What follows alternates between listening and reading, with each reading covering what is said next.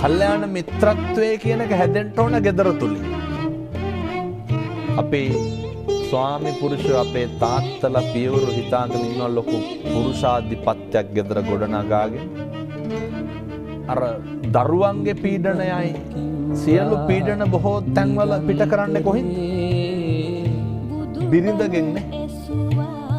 අපි පුරුදු වෙන්න ඕනේ පීඩනය මට දරා ගන්න පුළුවන්ද බැරිද කියන එක හිතලා තමයි පීඩනය අනේකට දෙන්න පුරුදු වෙන්න ඕනේ. ඒ නිසා පින්නතුන් අනේක වාරයක් කල්පනා කරන්න ඔය පෘථග්ජන ජීවිතය තුළ gedara ඉන්නකොට බුදුහාමුදුරුවෝ අපට අර පැහැදිලි කළේ ප්‍රධාන අකුසල් මූල තුන මොනවාද? ලෝභයයි, ද්වේෂයයි, මෝහයයි. ලෝභය, ද්වේෂය හටගන්නේ gedara ඉන්නකොට. දැන් අම්මලයි පුතාලයි අතර ප්‍රශ්න ඇති වෙනව අඩුයි නේද? වැඩිපුර ප්‍රශ්න ඇති වෙන අර මම සඳහන් කරේ ලේලි නන්දම්මයි අතර. මේක අපේ අර කියනවා නේද බැන්දනම් වෙන් වෙන්න ඕන කියලා. ඒක හරි වැරදි. බුදුදහමේ උගන්වන්නේ මොකක්ද? වෛරය නැති කරන්න පුළුවන් මොකෙන්ද?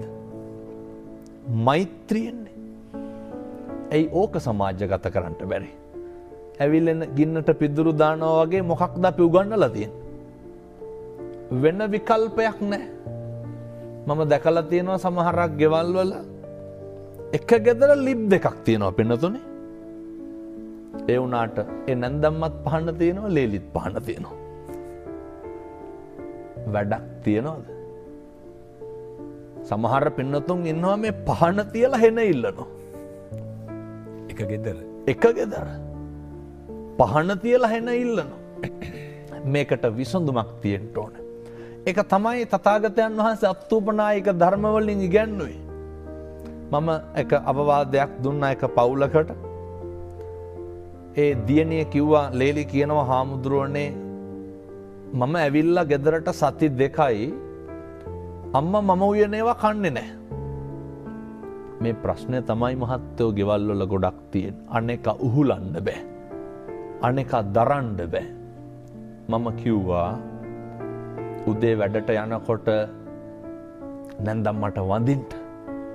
ගත් කටටම ලේලි කියනවා හාමුදුරුවනේ වඳිනකොටම අනිත් පැත්ත හැරෙනවලු. අනිත් පැත්ත හැරෙන එක කාගේ වැඩක්ද? ඒක නැන්දම්මගේ වැඩක්. දැන් බුදුහාමුදුරුවෝ මේක නේද අපිට ඉගන්වුවේ?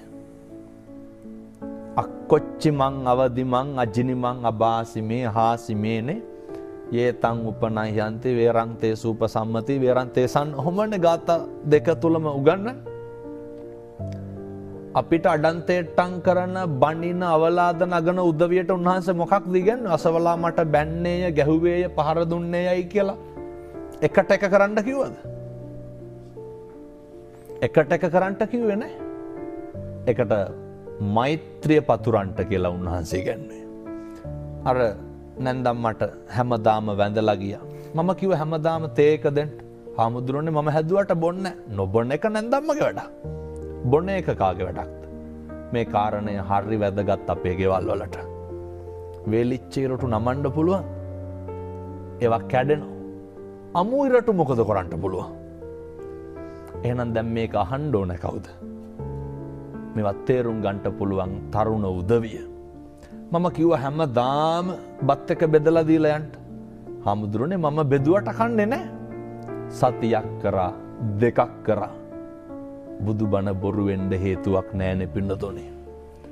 Tamanට කොච්චර වෛර කරත් කමක් නැහැ. කොච්චර ද්වේෂ කරත් කමක් නැහැ. කොච්චර අවලාද නැගුවත් කමක් නැහැ පින්නතුනි.